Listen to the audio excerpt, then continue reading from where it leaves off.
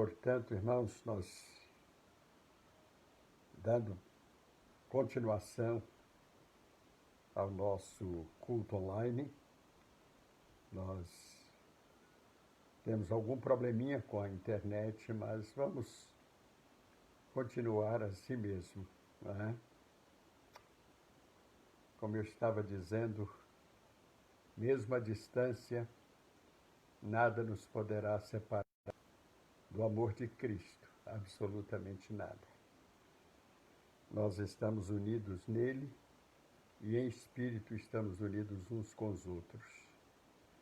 Por isso que, como eu disse no início, a comunhão, ela pode ser presencial, mas também podemos manter comunhão à distância, em espírito, como diz a palavra de Deus, e em verdade. Eu quero dar um bom dia a todos vocês. Quero orar nesta manhã, antes da ministração da palavra de Deus.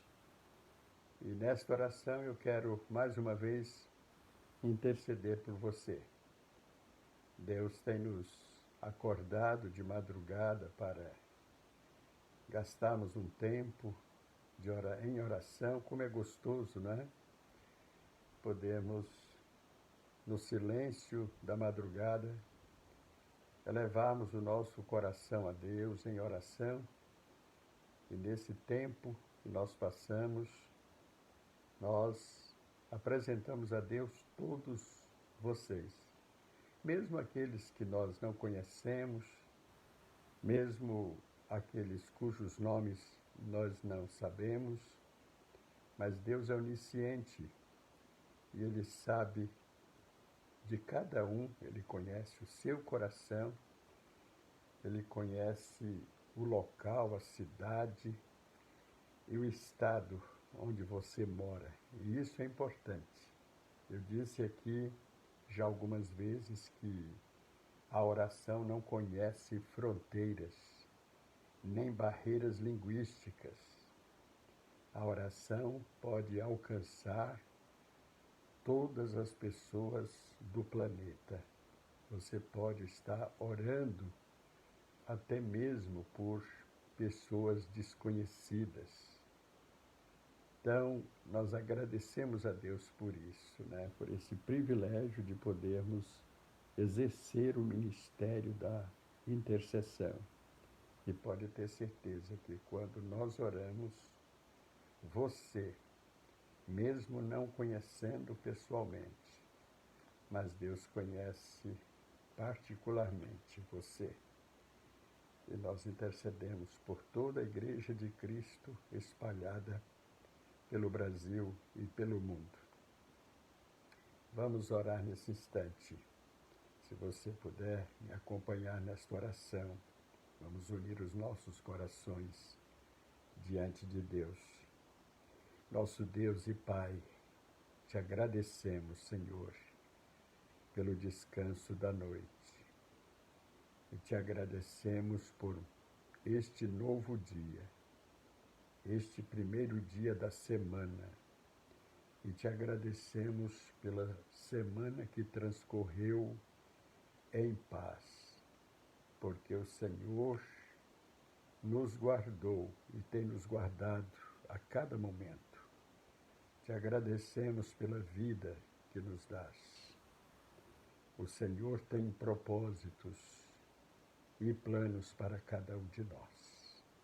E se ainda continuamos vivendo, é porque tu tens, ó Deus, propósitos para as nossas vidas. E queremos saber quais são esses propósitos, para que a nossa vida seja útil e o nosso viver aqui seja agradável aos teus olhos. Queremos, ó Deus, te pedir por este dia que todo ele seja, nós possamos vivê-lo na tua presença e na tua dependência. Abençoe o teu povo, aqueles irmãos que estão nos acompanhando e nos assistindo neste momento. Que o Senhor derrame suas bênçãos sobre cada um. aqueles que porventura estejam doentes, enfermos, que o Senhor possa aliviar as suas dores e curar as suas enfermidades. Também te pedimos, Pai, pelos lares onde há discórdias, onde há desentendimentos, incompatibilidades nesse tempo de isolamento, que o Senhor possa tocar nos corações, para que haja disposição entre os membros das famílias para manterem e exercerem a concórdia, o espírito de solidariedade, de perdão e de compreensão. Abençoe, Senhor, os lares cristãos, o teu povo. Abençoe a tua igreja em Paulínia, as famílias, ó Deus, os membros da igreja. Abençoa a cada um neste dia. Também abençoa, Pai, as tuas igrejas espalhadas pelo Brasil e pelo mundo. E o Senhor continue dispensando tuas bênçãos, que o Senhor continue cuidando do teu povo, que o Senhor continue edificando o teu povo com a tua palavra. Queremos cada dia, Senhor, estar na tua presença, queremos conhecer a tua vontade, queremos, ó Deus, estar preparados com o nosso viver cristão para aguardarmos a volta de Jesus Cristo. Pedimos, Senhor, a tua bênção nesta manhã para que a tua palavra nos edifique, nos instrua e nos capacite. Prepara os nossos corações, portanto, nesta manhã. Nós te agradecemos, nós te louvamos e rogamos todas estas bênçãos no nome de Jesus. Amém. Amém. Muito bem, irmãos, eu gostaria que, se você tiver a sua Bíblia aí do seu lado, abra a sua Bíblia em 2 Coríntios, segunda carta aos Coríntios, no capítulo 4. O apóstolo Paulo, ele apresenta Jesus Cristo nesse capítulo, nesse texto, como o único assunto do seu ministério. Era um apóstolo, era um pregador do evangelho cristocêntrico, ou seja, ele chega a dizer que quando chegava nas igrejas, nas cidades, ele não queria saber de outra coisa a não ser a respeito de Cristo e este crucificado. Então, Paulo era um apóstolo cristocêntrico. O tema, a base, o fundamento, o assunto de Paulo era unicamente a pessoa de Jesus Cristo. Às vezes nós nos envolvemos com tantas coisas nesta vida e nos omitimos e nos esquecemos da pessoa de Jesus Cristo.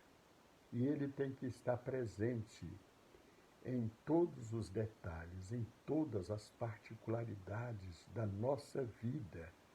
Cristo tem que estar presente. Sem Cristo, como ele mesmo disse, sem mim nada podeis fazer. Nada podemos fazer. Podemos até realizar coisas espetaculares. Podemos até fazer coisas sensacionais e que podem até atrair os aplausos dos homens. Mas, irmãos, se não estamos fazendo estas coisas para a glória de Deus, nada disso vai adiantar. Podem perceber os astros do mundo, os ídolos do mundo. Eles atraem multidões, eles atraem os aplausos do mundo, mas são coisas que estão restritas apenas aos interesses desses ídolos. Eles não fazem nada visando a glória de Jesus Cristo. Até porque se eles estivessem preocupados com a glória de Cristo, aquilo que eles fazem seriam coisas consentâneas, seriam coisas relacionadas à própria natureza de Cristo. No entanto, o que eles fazem agradam às expectativas humanas, não é? Atendem aos desejos dos seus fãs, mas não revertem, não são coisas que trazem glória ao nome de Jesus Cristo. Portanto, abra sua Bíblia aí na segunda carta aos Coríntios, no capítulo 4. Ele fala, pelo que tendo este ministério, segundo a misericórdia que nos foi feita, não desfalecemos. Antes, rejeitamos as coisas, versículo 2. Antes rejeitamos as coisas que por vergonha se ocultam, não andando com astúcia, nem falsificando a palavra de Deus. As coisas que fazemos, nossos atos, nossas palavras, nossas atitudes e até os nossos pensamentos, que ninguém sabe, mas Deus conhece cada detalhe, cada particularidade da nossa vida, irmãos. Deus conhece, Deus sabe dos seus e dos meus pensamentos. Por isso, Paulo, né, nesse capítulo 4 de 2 Coríntios, ele fala, devemos rejeitar as coisas que por vergonha se ocultam. Por que que o nosso país está passando por essa crise política, por essa crise moral, por essa crise de ética? Por que que os homens, a cada dia, vão perdendo o senso de valores, vão perdendo a ética, e eles passam a fazer as coisas de forma desavergonhada, mesmo sabendo que eles podem ser descobertos depois pela Polícia Federal, né, pela Justiça, mas eles continuam acobertando, fazendo as coisas às escondidas, entre aspas, porque mais cedo ou mais tarde estas coisas vão ser descobertas. Então, Paulo fala aqui que nós devemos rejeitar as coisas que por vergonha se ocultam, não andando com astúcia. Sabe, o astucioso, a pessoa astuciosa, é aquela que faz as coisas de forma sorrateira, para que ninguém perceba, para tirar vantagem própria, vantagem pessoal. E nós não devemos ser astuciosos, irmãos. Nós devemos fazer as coisas às claras, sob a luz da verdade de Deus. Porque mesmo que os homens não venham a descobrir, mas Deus já sabe de tudo que passa, particularmente conosco. Não falsificando a palavra de Deus para tirar vantagens pessoais. Irmãos, quantos quantos líderes religiosos que estão falsificando a palavra de Deus, irmãos, para tirar vantagens pessoais. dando interpretações espúrias à palavra de Deus. Pega um texto da Bíblia e faz uma interpretação apócrifa, falsa, contextualizando aquilo ao seu modo, ao seu jeito. E não devemos, irmãos, falsificar a palavra de Deus para tirarmos proveito próprio, proveito pessoal. Não, porque depois nós vamos ter que prestar contas a Deus pela nossa astúcia, pela nossa falsidade. Não devemos. A palavra de Deus, ela tem que ser transmitida, ela tem que ser apresentada da forma que ela está. Lá no livro de Apocalipse,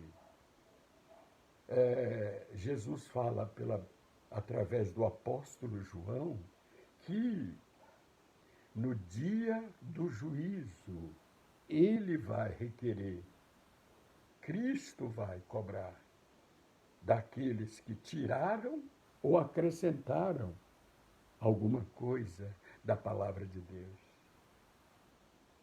Então, a responsabilidade do pregador, daquele que ensina a Bíblia, daquele que prega a palavra de Deus, é muito grande. A nossa responsabilidade, porque um dia nós vamos prestar contas a Deus daquilo que nós estamos extraindo e transmitindo para as pessoas.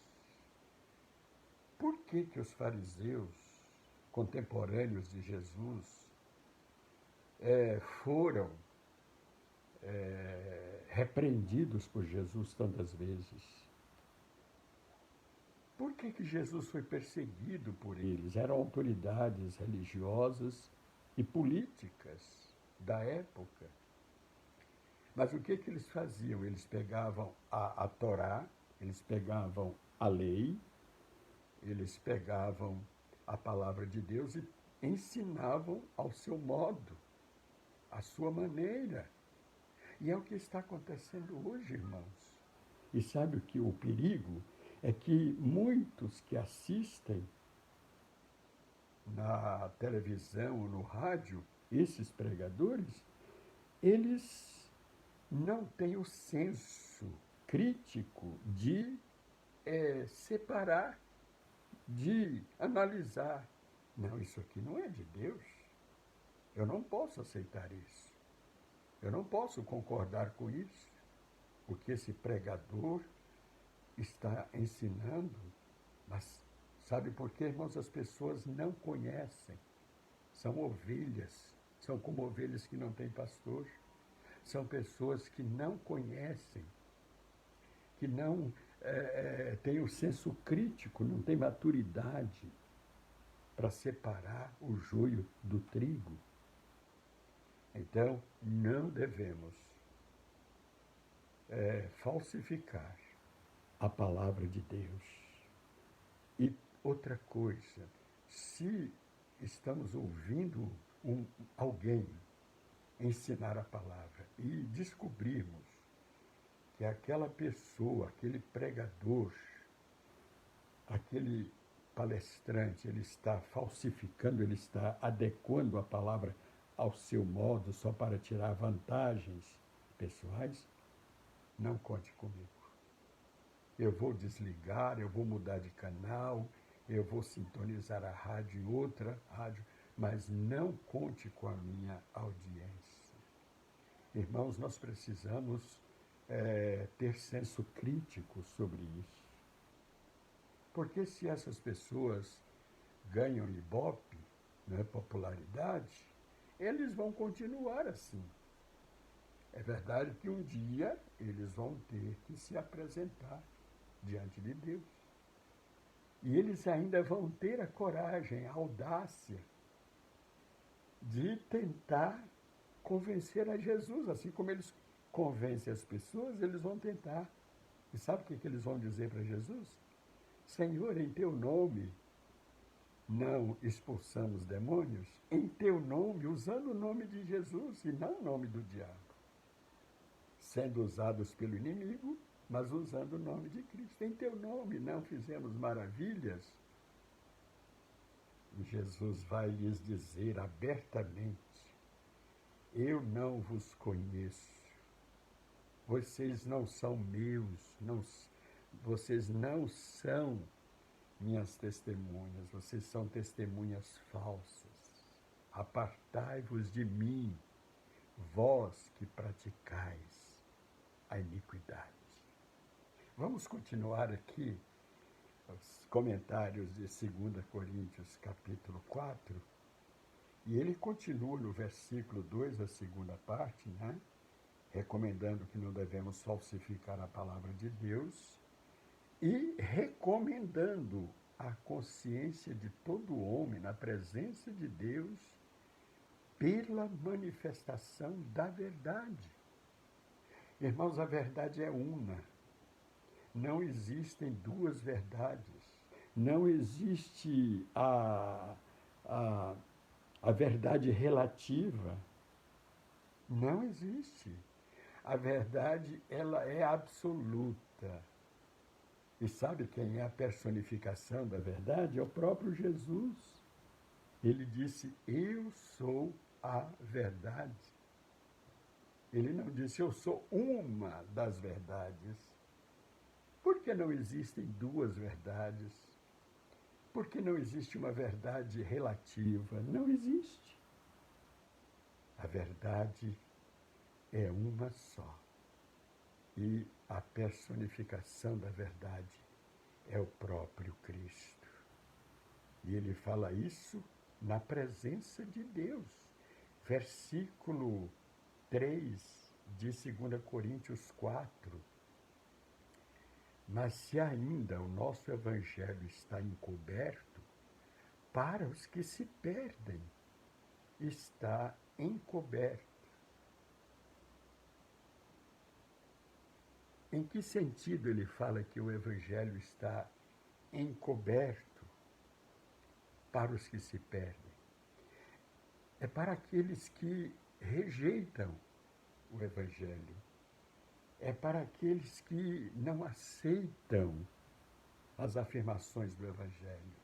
Porque ele sabe que as afirmações do evangelho vão contra suas ideias, vão contra suas ideologias, vão contra os seus pensamentos. E é isso que Deus fala no capítulo 55 do livro de Isaías. Os meus pensamentos não são os vossos pensamentos, nem os seus caminhos, os meus caminhos, diz o Senhor. Por que isso? Porque essas pessoas, elas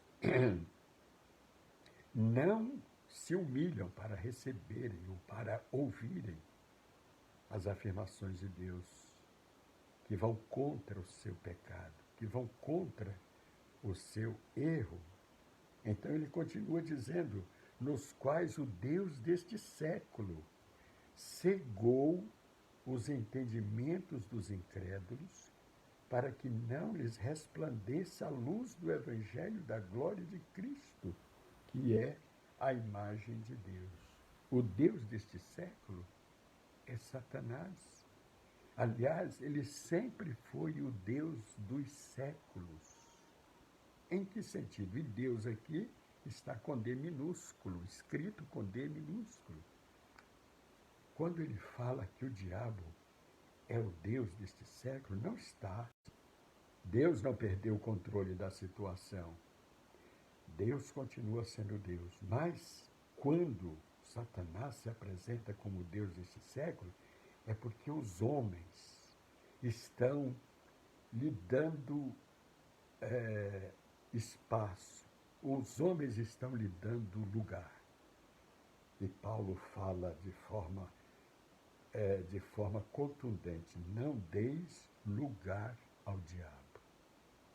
Sabe o que quer dizer isso? É como se você estivesse sentado e o diabo de pé. ou em pé.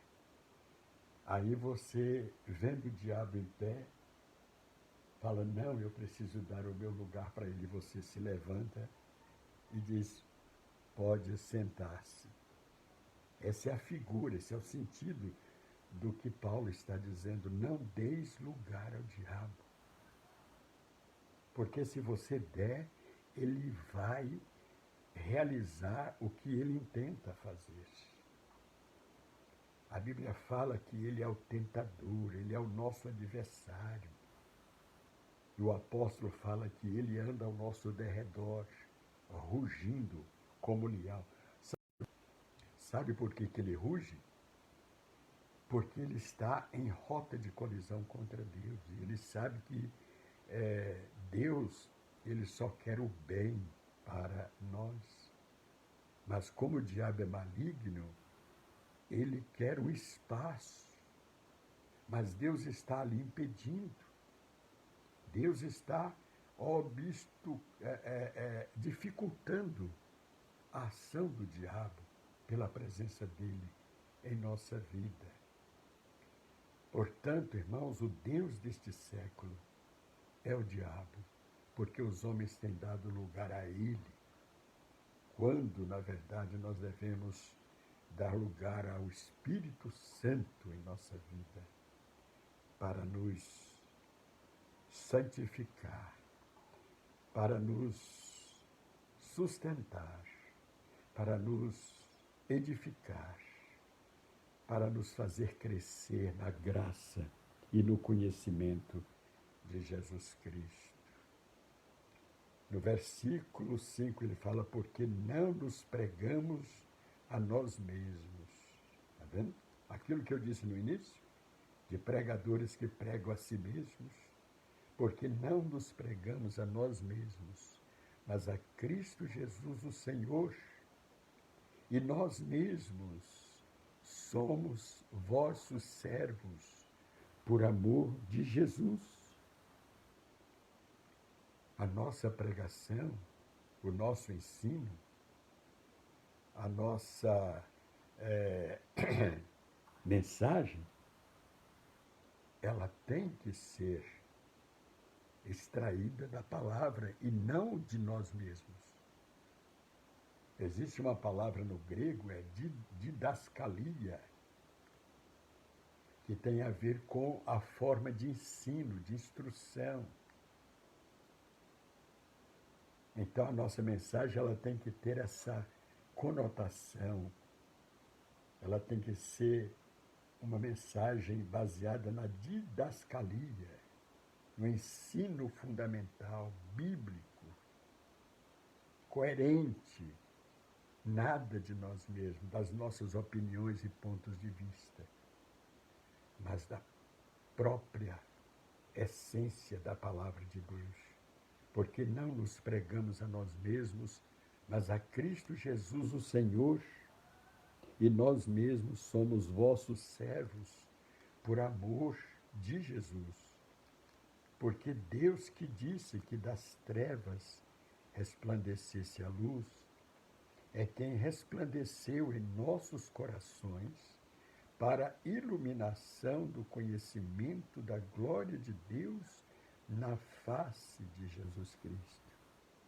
Ele resplandeceu, ele nos revelou as coisas que estavam ocultas através de Jesus Cristo. Cristo veio aqui para nos revelar os segredos de Deus. E ele quis contar para nós estes segredos. Quais eram as intenções de Deus? Qual os propósitos de Deus para nós? E esse principal propósito foi a escolha nossa, foi para nos dizer através de Cristo que ele estava nos elegendo, nos escolhendo para sermos dele em Cristo Jesus. Que bênção tremenda é esta, meus queridos irmãos. a de sabermos que na eternidade passada Deus decidiu nos amar, nos escolher, nos eleger para sermos filhos dele. Que bênção tremenda! E ele fala no versículo 7, temos, porém, esse tesouro em vasos de barro, que é o nosso corpo. E o tesouro aqui é a pessoa de Cristo. Temos esse tesouro em vasos de barro, para que a excelência do poder seja de Deus e não de nós. Vamos imaginar que você tenha um vaso de barro em sua casa. Qual o valor? Quanto custa um vaso de barro? Não custa quase nada. Né? Em muitas feiras do Nordeste, aquelas mulheres, né, que trabalham com cerâmica artesanal, elas fabricam aqueles vasos, antigamente principalmente, porque hoje é muito fácil você comprar, não é, certos tipos de vasos nas lojas. Mas antigamente era comum você chegar nas feiras livres e encontrar panelas, né, de barro, vasos de barro. E vamos imaginar que você comprasse um daqueles vasos de barro, né, pagou um preço irrisório, e aí você chega em sua casa e você tem um anel de brilhante e decide colocar aquele anel dentro daquele vaso. Onde está o valor? No vaso ou no anel de brilhante que está? É claro, é óbvio que o valor está no anel. Porque o vaso vale muito pouco. É isso que ele está dizendo. Esse corpo nosso é como um vaso de barro, mas dentro dele há uma preciosidade muito grande.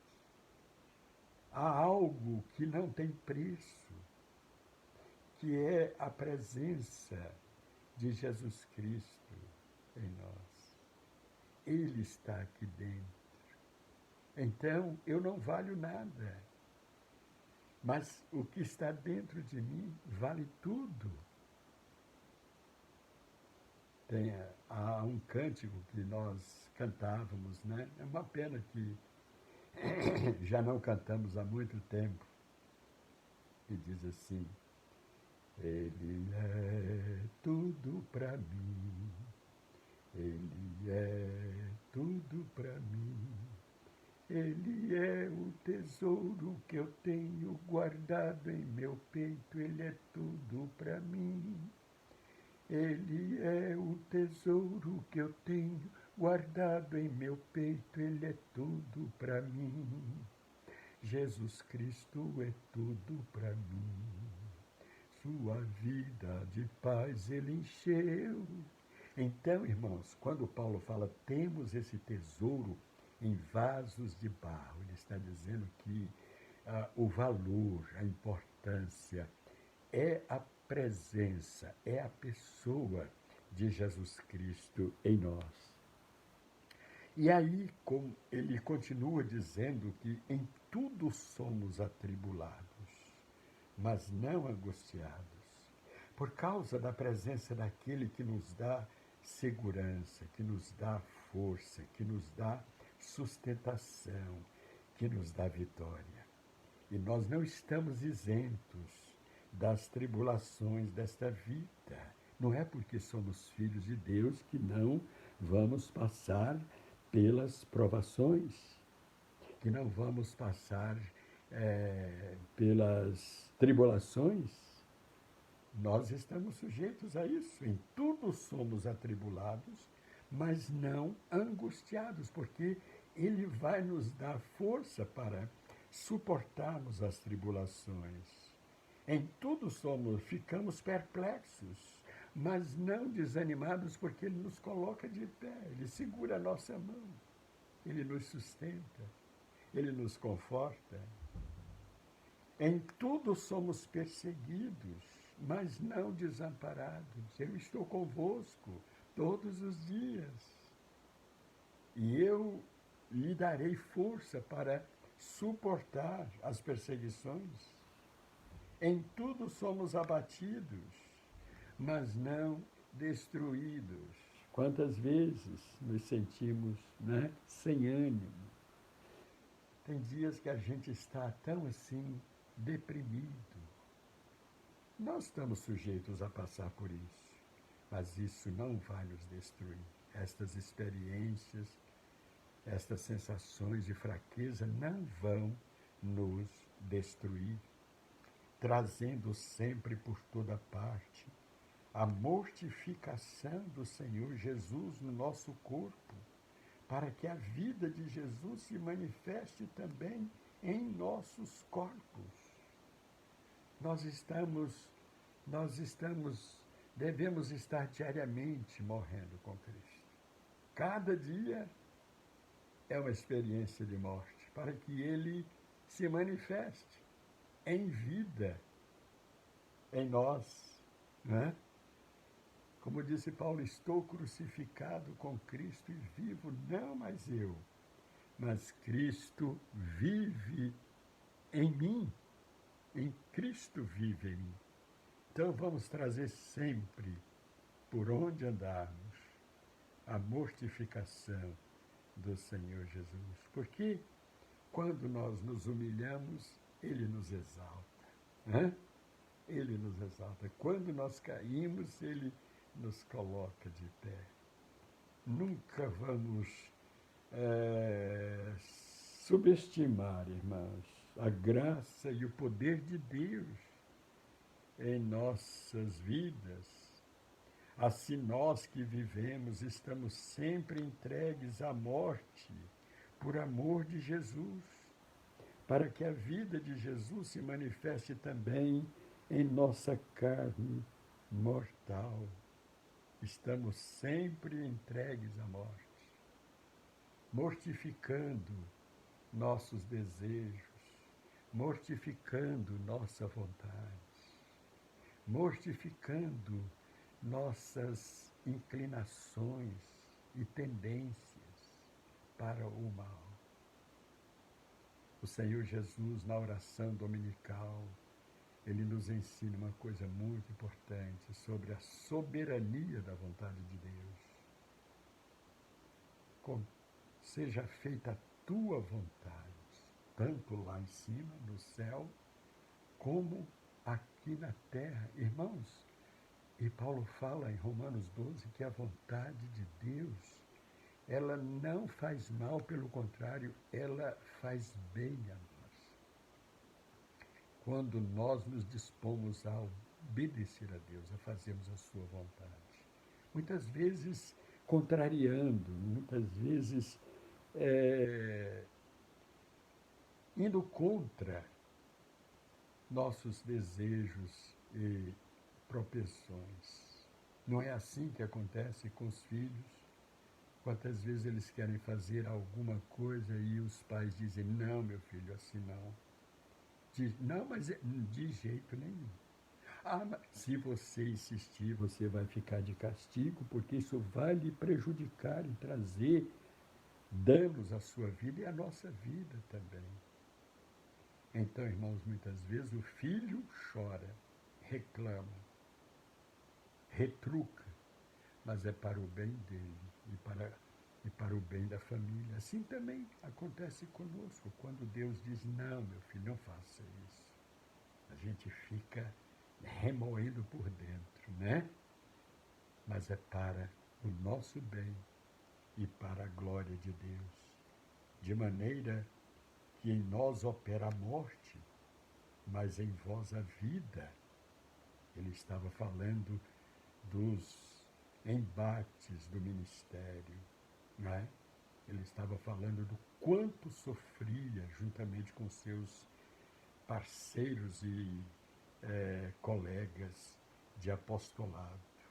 Temos, portanto, o mesmo espírito de fé, como está escrito: criei, por isso falei.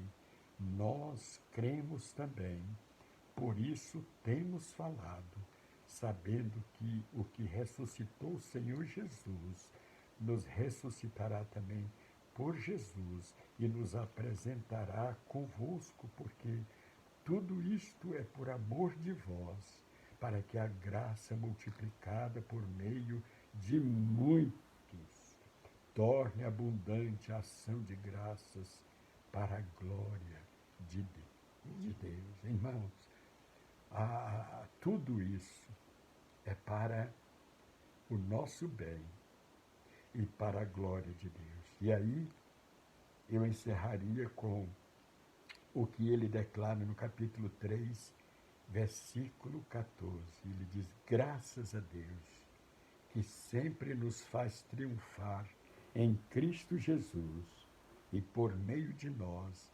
manifesta em todo lugar a fragrância, o cheiro do seu conhecimento.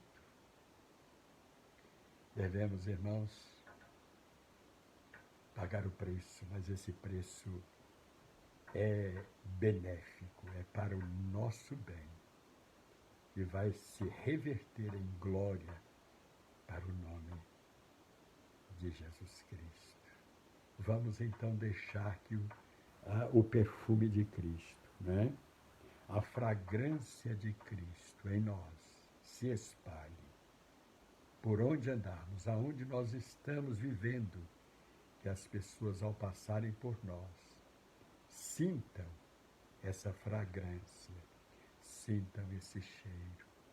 Que o Senhor nos ajude e nos abençoe nesta manhã e neste dia, e que você não permita, meu irmão, minha irmã, que nenhuma situação difícil, que nenhum problema, nenhum sofrimento venha ofuscar a glória de Cristo em você. Venha alterar a fragrância desse perfume em sua vida. Não permita que isso aconteça. Se você está passando por algum problema em sua casa, problema de incompatibilidade de gênero, problema de desentendimento, busque a Deus, tome iniciativas. Um ou outro tem que tomar a iniciativa para resolver. Vamos sentar e conversar. Vamos sentar e conversar. Ontem um irmão me procurou, pedindo ajuda. À noite, ele me ligou, pedindo, na aflição da sua alma, do seu coração. Ele está passando por uma aflição muito grande, por uma angústia muito grande. E ele queria ouvir os meus conselhos, o que eu tinha para dizer para ele.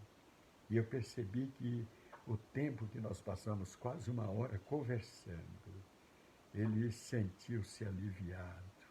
Não as minhas opiniões ou pontos de vista, mas com a palavra de Deus sendo usada. Meus queridos irmãos, faça isso, não deixe o diabo prejudicar o ambiente da sua casa, de sua família, nesse tempo de isolamento. Que o Senhor seja o fundamento da sua vida e do seu lar. Que o Senhor continue abençoando a sua vida. Vamos orar nesse instante. E eu gostaria que os irmãos, eu percebi que o irmão Euclides, e a família estão aí assistindo, a Sônia, o Isaac, lá na Bahia, a irmã Sônia Santos, lá em São Paulo, e tantos outros irmãos. Eu gostaria de fazer um pedido aos irmãos. O irmão Euclides tem orado muito pelo meu cunhado Carlos aqui em Congonhal. E nós estamos aqui resolvendo alguns problemas pessoais, de família. E eu estou contente, porque o Carlos, ele não tem bebido, ele é irmão da Rita e é alcoólatra, mas nesses últimos meses ele não tem bebido e agora ele está correndo atrás. Ele é caminhoneiro profissional, né, há muitos anos, e ele deixou de dirigir justamente por causa da bebida, da embriaguez, mas agora ele está querendo voltar, está tentando comprar um carrinho, né, com os negócios que ele está fazendo aqui, mesmo sem muito capital, recursos, mas ele está tentando comprar um carrinho simples para voltar a trabalhar. E eu gostaria que os irmãos continuassem orando pelo Carlão, né, pelo Carlos, meu cunhado, para que Deus possa ajudá-lo, principalmente.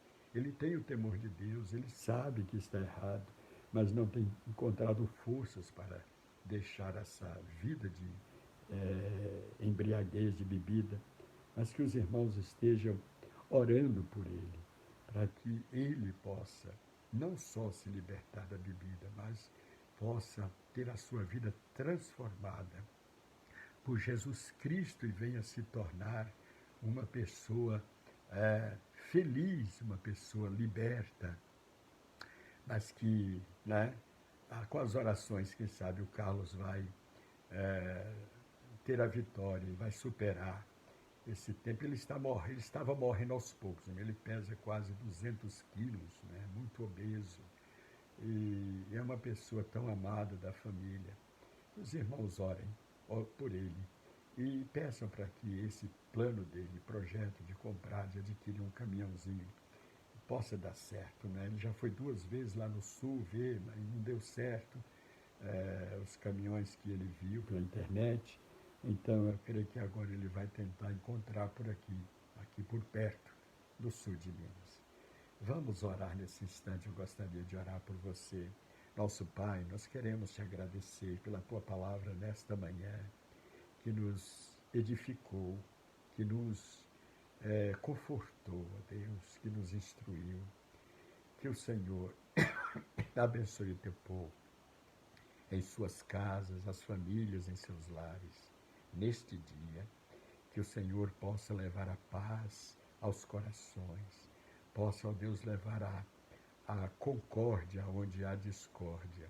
Que o Senhor possa ajudar aquelas famílias que estão, ó Deus, em conflito, que estão, Senhor, com problemas nos relacionamentos, Pai. Que o Senhor ponha as tuas mãos.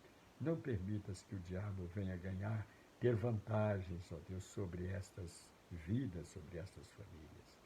Que o Senhor leve a paz, leve, ó Deus, a concórdia, Senhor, e o espírito de perdão aos lares, às famílias, ó Pai. Queremos te pedir, ó Deus, por aqueles que estão enfermos, que o Senhor possa curá-los de suas doenças, enfermidades. Pedimos pelo Carlos, ó Deus, o meu cunhado, que o Senhor tenha misericórdia dele, possa lhe dar, ó Deus, a direção, a orientação de tua vontade, que o seu coração seja transformado, que ele se torne uma nova criatura, uma pessoa diferente, possa abandonar a bebida, mas acima de tudo que ele venha, ó Deus, a conhecer a tua palavra e colocar a sua vida nas tuas mãos. Abençoe esses irmãos que nos assistiram agora. Cuida deles, ó Pai. Cuida e supra, Senhor, todas as suas necessidades. Prepara-nos, Senhor, para a noite, para a nossa live, para que juntos estejamos novamente em torno de tua palavra, aprendendo, Deus, e crescendo juntos na graça e no conhecimento de Jesus Cristo. Abençoe os nossos familiares que estão distantes. Abençoe, Senhor, os nossos entes queridos que ainda não se converteram. Ó Deus, transforma-os pelo poder do teu Espírito e da tua palavra, em nome de Jesus. Amém. Que Deus abençoe, irmãos, a todos vocês. E à noite, a partir das 19h15, estaremos aqui novamente para esse encontro, para juntos meditarmos na palavra de Deus. Tenham um bom dia, que Deus abençoe a todos vocês.